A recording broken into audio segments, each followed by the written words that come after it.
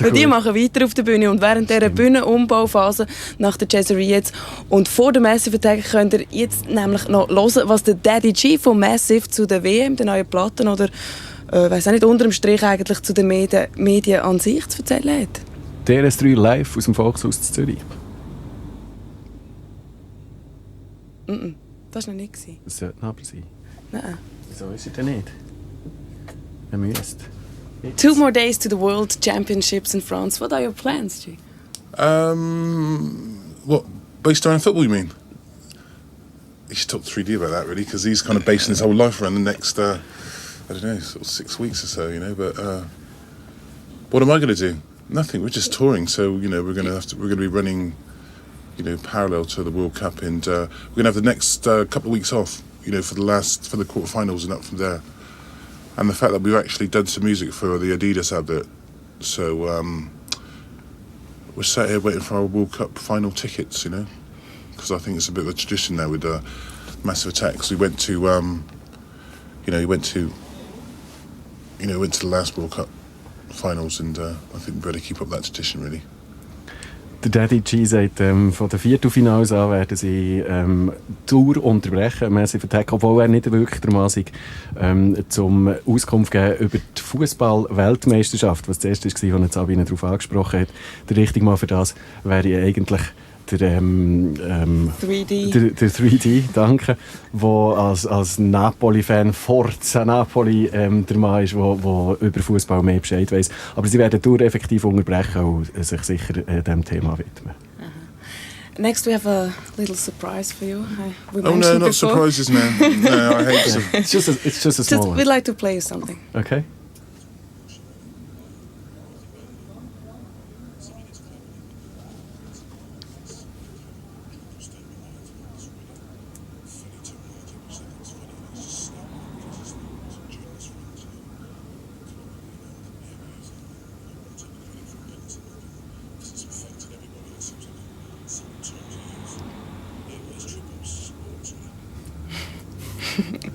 It was about 3.5 years ago. Where was that recorded? Winter tour in Switzerland. Oh God, I was probably a bit stoned. Long or pissed, time I ago, think. yeah, real long time ago. I still stand by that. That's I think so. Is that you and me? Yeah, it's mine. You should. But I'll turn it off. Okay. No problem. I've got the same phone with. I haven't actually changed my dial yet on mine. I haven't sorted it out. I've still got this really stupid one, yeah. Yeah. Which is the same as that one. Yeah, exactly. It's And it's really embarrassing. But it's the beautiful looking one, isn't it? It's a really cool one, yeah. So viel zum Thema Handy, Telefon und dass wir das Gleiche haben. We won't say what name it is because otherwise we want a bit more credit, don't we? Or a special silver phone, don't we? Definitely. You know. Und Werbung machen wir auch keine, ausser wir kriegen Geld dafür. You still stand by that? Yeah, most definitely, yeah. But I actually found out it wasn't actually a journalistic term. It was invented by James Lavelle. Mm-hmm. So I think at least I found out where the root of that came from, you know. Wenigstens sagt der Daddy G hat herausgefunden, wer das der Begriff Trip-Hop mittlerweile geprägt hat, respektive dann zumal geprägt hat. Wir haben ihm einen Ausschnitt vorgespielt aus einem Interview vor etwa 3,5 Jahren, wo er gesagt hat, dass die ganze Angelegenheit, was das Wort Trip-Hop angeht, mehr etwas sei, was Journalisten erfunden haben und wo jetzt alle sich darauf stürzen. Er findet es eigentlich eher ein bisschen Schmarren, hat er dann gesagt. Er ist immer noch der gleichen Meinung, mit dem einzigen Unterschied, dass er eben herausgefunden hat, dass der James Lavelle der war, der den Begriff geprägt hat. Well, is it now getting more difficult or more fun the older, the more established Massive Attack becomes in the music industry? Does it get more fun? More difficult or more fun? Well, it's always been sort of fun to a certain extent, you know what I mean? The only thing that's not fun is, the fact that we've known each other for quite a long time now, and we've kind of, grown apart a little bit in that sort of respect, and there's a lot of tension actually when we get into the studio, but doing touring and stuff like that, it's kind of, it's really good because it kind of sort of it spreads out the old tension really. We can sort of have a good time on tour. Mm. So fun. It's nice to be more recognised and stuff like that, I think. But it's a lot more stressful. Es ist stressiger geworden seit den frühen Tagen von Massive Attack. Es ist sicher angenehmer geworden, insofern, als dass man mehr respektiert wird. Aber er sagt in dem Sinn Fun, also richtig Freude, richtig Spass dabei, ist insofern schwierig zu haben, als dass man jetzt halt auch schon eine lange Zeit zusammen ist und immer die gleichen Leute untereinander auf Tour ist. Das gibt natürlich Schwierigkeiten, es gibt Streitereien, wo man sicher nicht eben, aber wo daraus wieder Neues kann schöpfen kann. But maybe it's more difficult in the sense of other people copying your style. Yeah, but we've never really looked at it that way because there's not really competition for Massive Attack. You know, the only competition is ourselves really, in the fact that, you know, we actually get, you know, the project finished. You know, that's really the thing that we want to beat, really. You know what I mean?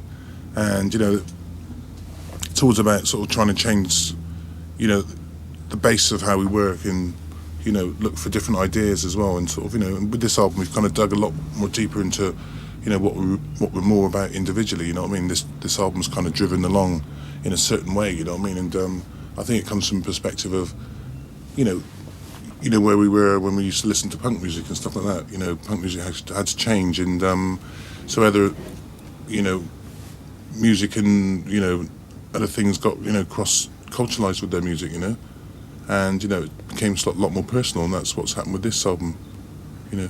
Er redet jetzt vom neuen Album, vom aktuellen Massive Attack Album Mezzanine, wo seit den Zeiten, wo sie Punk gehört haben, sich zwar stark verändert hat, aber immer noch aus diesen Zeiten profitiert. Oder Anfang habe ich vergessen. Also er sagt, er hat nicht das Gefühl, dass das schlecht ist, wenn sie kopiert werden, oder dass das etwas wäre, was sie würden irgendwie als schwierig empfinden oder als mühsam, sondern es ist alles in allem ein ganzer Prozess. Konkurrenz findet auch nicht außerhalb mit irgendwie anderen Bands statt, sondern vor allem innerhalb im ganzen Massive Attack in der Gruppe. Genau. Any special reasons for those guitars on Mezzanine? Is it the punk? This is what I'm saying, actually. You know, we because we kind of used to working in a certain way. You know, we had to look at ourselves in the fresh perspective. You know, making this album, and the fact that we've been on tour touring, and, you know, with the band and stuff like that, and, you know, the guitar thing became, you know, quite a big element in what we were doing, because, you know, we had to incorporate or try and change what we did in the studio, you know, live on stage. So the guitars came in to sort of interpret what were quite a lot of electronical sounds, which were lots, you know, studio-based things, you know. Seit dem ersten Album ist schon Haufen passiert. Vor allem hat man dann irgendwann schon mal festgestellt, dass man muss live auftreten, wenn man das überhaupt will. Und wenn man live will auftreten, dann muss eine andere Präsenz her. Da kann man nicht einfach einen Sampler herstellen und den fetzen.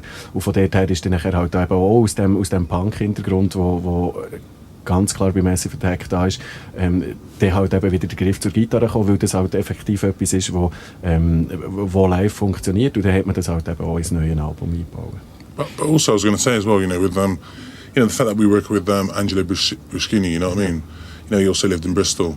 You know, that became quite an, you know, easy thing to sort of, when we came off tour, when we go back in the studios, take Angelo back in the studio with us and, you know, work with him. And, you know, because Angelo's comes from, you know, a punk background as well, he kind of understood what we were trying to, you know, get out of him. He used to play with Blue Aeroplanes as well. Played with Blue Aeroplanes, and also with, you know, a couple of early 77 punk bands as well, you know. Mit dem, is it Andrew, his name? Angelo Bruschini. Bruschini. Yeah. Mit dem Angelo haben sie einen Mann gefunden, einen Gitarrist gefunden, der auch aus dem Punk kommt, der die gleichen Wurzeln hat, der in Bristol lebt. Und das war in dem Sinne eigentlich fast ein bisschen wie ein Glücksgriff für sie, können mit ihm jetzt für das neue Album nicht nur, sondern auch für was wir werden hören, für die Live-Gigs zusammenzuarbeiten. The vibe seems to be the omnipresent answer to the questions about the source of British hip-hop music. What is it? The vibe. The vibe. The vibe? Yeah. What does that mean? If ever you talk to somebody about, especially to people from Bristol, you talk about where's your music sourcing, where's it coming from? Oh, yeah. They always talk about the vibe, but what is it exactly? The vibe. The vibe. The vibe. I don't know. I think, you know, I think with Bristol, what it is kind of quite a small place, and you know, there's been quite a heavy reggae tradition in Bristol because there's kind of quite a big West Indian community there, and I think because of a lot of the West Indians came over here, my parents included, in the 50s. Quite a lot of the black kids have grown up with a lot of the white kids now, and things have sort of got a bit mishmashed, culturally, and the music's kind of been a big influence as well. Everyone's sort of comes from the sort of same sort of standpoint because they've mixed for quite some time, and for the Clash to sort of be, getting involved with, even not even the Clash, like Mark's. Let's say in Bristol, for instance, Mark Stewart.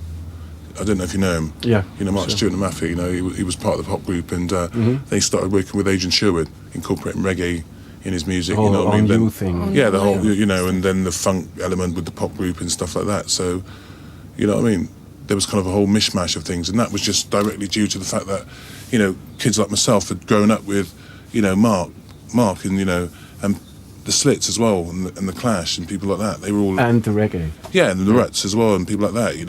And that's that's where we were looking at that point in time. And that was kind of a bit of an influence as to how we were going to sort of, make this album really.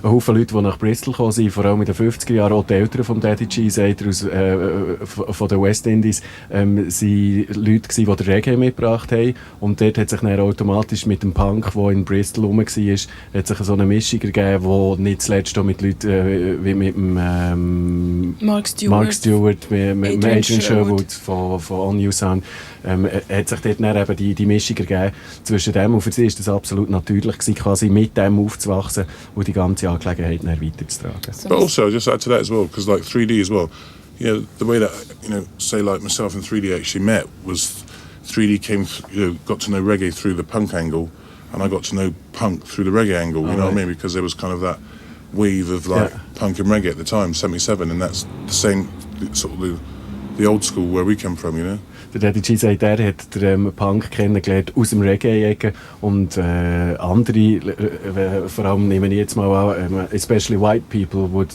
know more the Punk first and then the Reggae. Yeah, that's right. Yeah, there was kind of kommen vom Punk-Ecke und haben dann nachher dort so den Zugang via Ska nachher zum Reggae gefunden. And sort of Mushroom sort of came in from the sort of hip-hop angle, really. You know what I mean? That's how we got to know Mushroom. Genau. Und der Mushroom ist nachher der Hip-Hop-DJ, der dazugestoßen ist, und so hat sich das Konglomerat nachher entwickelt. Now, speaking about Bristol, someone once wrote about Bristol, if there wasn't so much grass smoking going on, there'd be even more revolutionary sounds coming from that city. Was he right?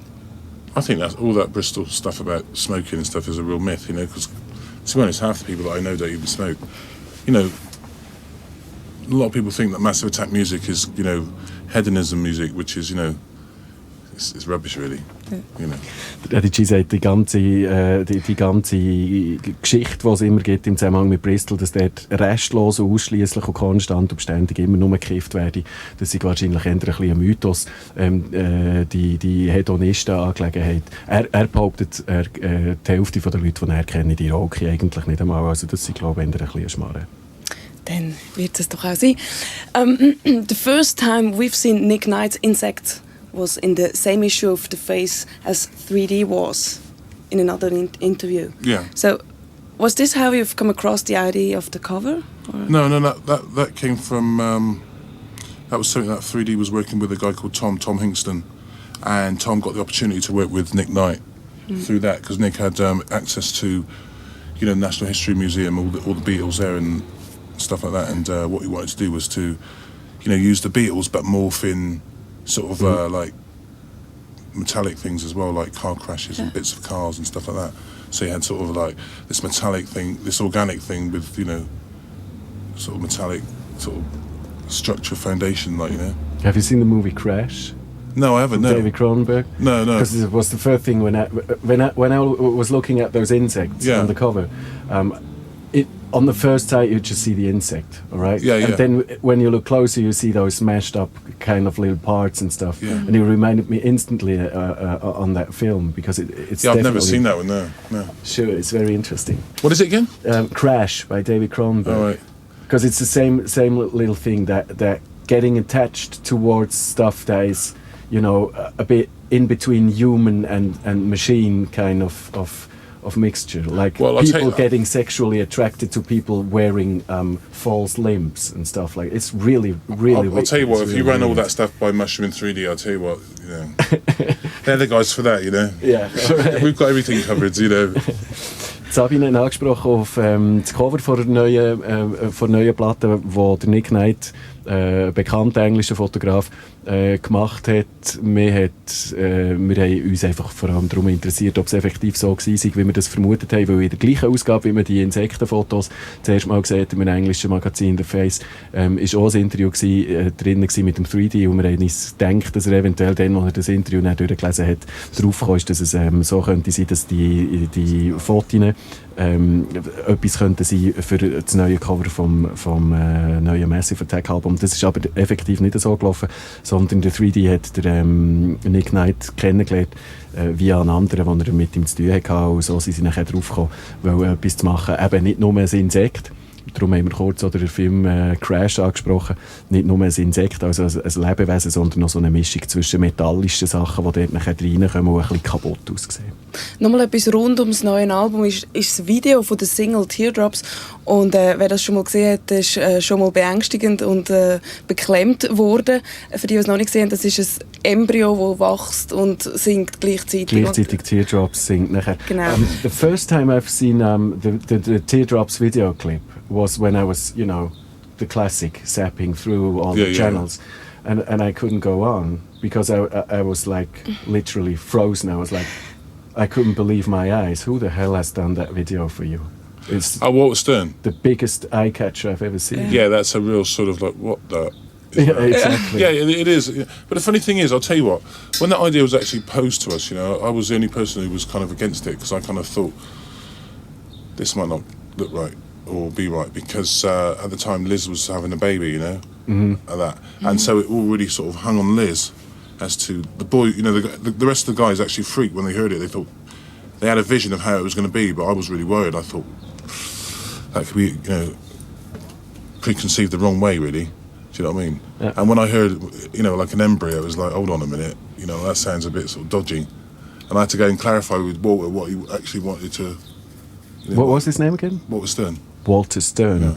Der Walter Stern ist der Mann, der den Teardrop-Videoclip gemacht hat. Zu einer Zeit, dass der Daddy G sagt, er sei dort ein bisschen vorsichtig gewesen, ein bisschen skeptisch am Anfang. Zu einer Zeit, wo Liz Fraser, Sängerin auf dem neuen Album, schwanger war und dort nachher mit einem Embryo zu arbeiten, das hat er gefunden, könnte unter Umständen ein bisschen heikel sein. Now that you've seen it, how did it turn out in your eyes? Yeah, I was kind of quite happy with it, because it's kind of a real celebration of life, really. It doesn't really show anything that's negative, and Liz was kind of quite happy with it, because we were trying to base it on Liz as well. So it was a case of whether she was happy about it from the fact that she had her baby, and whether she was comfortable with that. That's a nice thing to do. Sie haben vor allem sich dort nachher auf die Liz Fraser abgestützt, die eben schon war. Und sie hat gefunden, es sei eine schöne Sache, sie auch das Ganze nicht in einem negativen Sinn abbildet, sondern einfach nur interessant. Und oder Daddy G ist mittlerweile mit der Angelegenheit eigentlich zufrieden. Massive Attack are using and co-developing some of the fastest and most acclaimed medias to exist. How important is responsibility? Say that again, and slower. The whole question. Yeah, that was a fast one. I didn't catch that one. Woof. Massive Attack. It's a bit late in the day for that sort of speed, I think, You're using and co-developing some of the fastest and most acclaimed medias to exist. Yeah. So, how important is responsibility? I really don't. Sorry, I don't understand. All right. Actually. If I'm sitting next to her, Sorry. It's no problem. Okay. If I'm sitting next to her and I say something like about abortion, as an example, that's no problem. But as soon as I talk into the microphone to the whole nation about abortion, I got a responsibility, right? And if you're using all those medias, like CDs that are going to be spread all over the world, and video clips and press and interviews and all that stuff, you carry a whole fucking lot of responsibility on your shoulders with everything you say. How important is it for you? I know you're going to cut that swear word out when you re-edit this. No, we don't have to. So trying to coax me on there to start swearing my head off there. Right. Responsibility. Well, the thing is, we've never really been... This is the thing, right? We're making, on the records, quite a lot of the lyrics. 3D writes really poignant lyrics, and they're all about sort of social and, personal comment. Things that happen to you as a personal thing, rather than go out and stand up on a soapbox and make some political statement. And that's what Massive Attack have never really been about. We've never really been about, making some sort of real political statement as such. So we've always felt, from a music point of view, that we're musical fans as well. So we're not musicians, or we're not this super group or anything like that. So we've never really, started off, or never really wanted to go that way. So responsibility, we're just normal people as such. We don't want anybody else's responsibility. We're just talking about ourselves.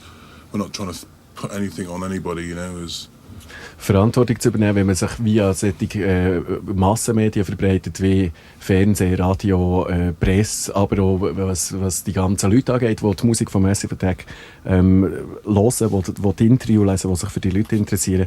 Die Verantwortung diesen Leuten gegenüber, respektive das, was man sagt, können zu verantworten, ist eigentlich gar nicht so wahnsinnig wichtig.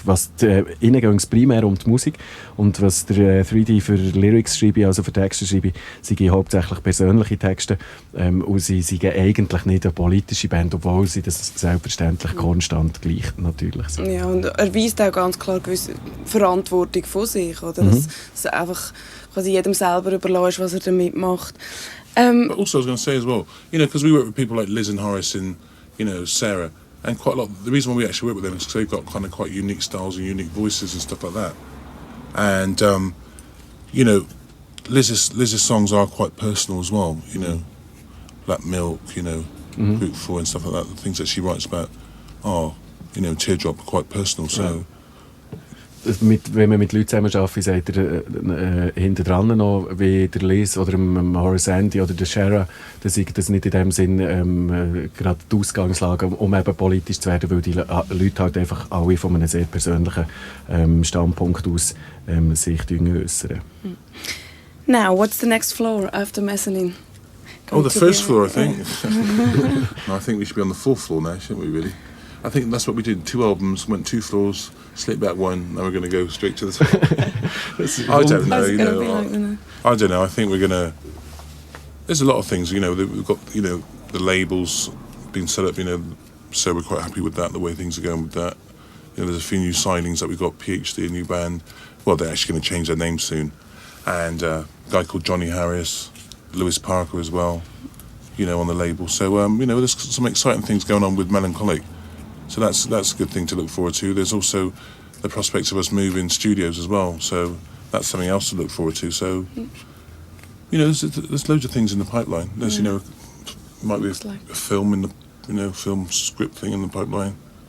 There's lots of things. Es gibt ganz viele Sachen, wo sie dran sind, die in der Pipeline sind, wie er so schön sagt, also quasi auf der Warteschlange stehen. Zusammenarbeiten mit dem Lewis Parker stehen an, es stehen Filmsachen an, Skripts, die schon rum sind, die sie machen wollen. Aber er hat ganz wunderschön gesagt, im Zusammenhang mit dem Albumtitel, dem letzten Mezzanine, wo scheint ja, was ist? Ich schaue das gerade nachher. Mezzanine, das niedrige Zwischengeschoss von der Renaissance-Baukunst. Das hat irgendein Journal mal nachgeschaut.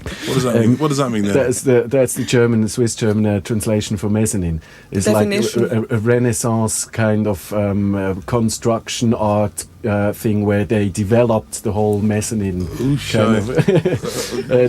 Die Zwischengeschossgeschichte sagt er, sie wahrscheinlich ein bisschen so. Sie haben mit dem ersten und zweiten Album den ersten und den zweiten Stock gemacht, jetzt machen sie einen Zwischenstock. Und dann kommt der dritte oder gerade der vierte.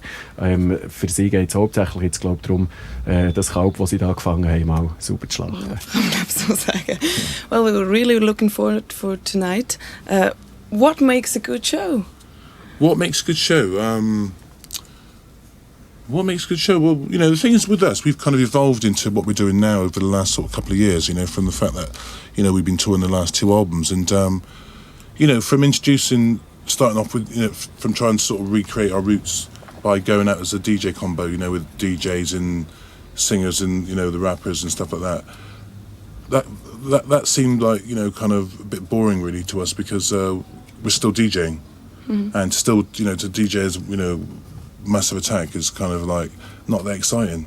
So, we wanted to expand into the band, and this is what we've got now, And what you're going to see is, the typical, band setup, really. Mm-hmm. Bass, drum, singers, all kinds of, keyboards, Classic. you know, the classic. Etwas, was wir durchaus auch schon von anderen Leuten gehört haben. We felt that one exactly the same way from guys like Ronnie Size over from Bristol. That when he put together his live set, he was saying exactly the same thing. It just gets boring a bit when you're DJing and DJing. Well, you know, DJing. me and Mushroom still DJ every weekend. Yeah. You know what I mean? And for us to sort of go out DJing and, you know, trying to recreate what we did years ago is not, you know, it's great. But it's still now. It's DJ culture is now. Yeah. So there's no point trying to go out. You know, we want to expand on that and do something different. You know, maybe might be quite sad to say that we're probably trying to live out our boyhood fantasies, you know, about trying to be in bands and stuff like that in a way, you know. Ja. Vielleicht sei es ja nur so, sagt der Daddy G, dass wir unsere kleinen Bubenträume verwirklichen wollen, als DJ auf einer Bühne oben zu stehen. Das hat man sich dann nämlich noch gar nicht vorgestellt. Dann hätte man wollen ein Pop- oder ein Rockstar sein. Und das kann man jetzt. Und darum gibt es auch das klassische Line-Up auf der Bühne mit Schlagzeug, Gitarre und Bass, so wie sich das gehört, wo man dann herstehen kann und richtig schön abdrücken. Genau. Was meinst du, soll ihm die letzte Frage noch stellen? Ja, sicher. Wenn wir die Finale noch geben. Die Finale geben wir ihm. But also I was going to say, you know, that people want more. People also want more. Ja. You know what I mean? At the end of the day, people want, you know, something different. So, you know what I mean? Es braucht für die Leute halt auch immer ein bisschen mehr. Sie wollen etwas Neues, sie wollen etwas anderes. Und halt eben von diesen Wurzeln, wo sie herkommen, und immer noch betreiben, Wochenende für Wochenende, sagt er, obwohl das wahrscheinlich nicht immer stattfinden kann, aber doch regelmässig Platten auflegen und als DJs arbeiten, muss es eben parallel auch gleich ein bisschen etwas Neues geben. Und darum die Entwicklung. Yeah, we have one final question for you. Do you know why? Our favorite one. Yeah. Oh, cool. Go on. Why do people talk about music?